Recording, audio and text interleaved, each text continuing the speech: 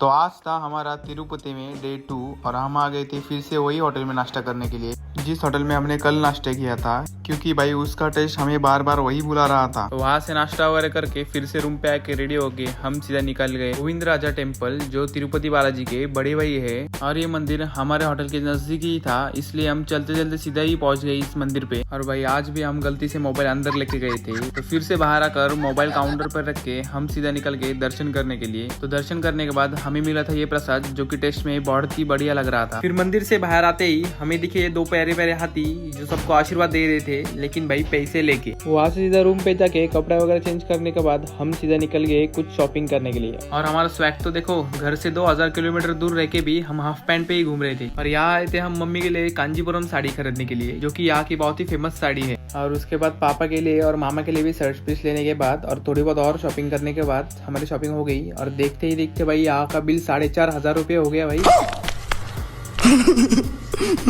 और फिर वो सब चीजें बैग में पैक करने के बाद हम सीधा निकल गए हमारी अगली ट्रेन पकड़ने के लिए, जो थी तिरुपति से आंध्र प्रदेश के मरकापुर रोड तक, क्योंकि हमें मरकापुर रोड से जाना था सीधा मल्लिकार्जुन ज्योतिर्लिंग के लिए। और फिर ट्रेन पकड़ने के बाद हमें लग रही थी जोरों की भूख, इसलिए हम तुरंत बैठ गए खाना खाने के लिए। और ये खाना भी हमने उसी होटल से ऑर्डर किया था जिस होटल में हमने 2 दिन नाश्ता किया था। और भाई ये देखो, हमेशा की तरह कुछ ना कुछ कर्म करने जाता हूँ और कांड हो ही जाता है। उस कांड को सुधारने के बाद हमने फोकस किया खाने पे। और भाई इसमें इतना कड़ी पत्ता था कि ये जीरा राइस था या कड़ी पत्ता राइस, वही समझ में नहीं आ रहा था। और फिर खाना खत्म करके हमने तैयारी की सोने की। चलो मिलते हैं ऐसे ही कल के व्लॉग में।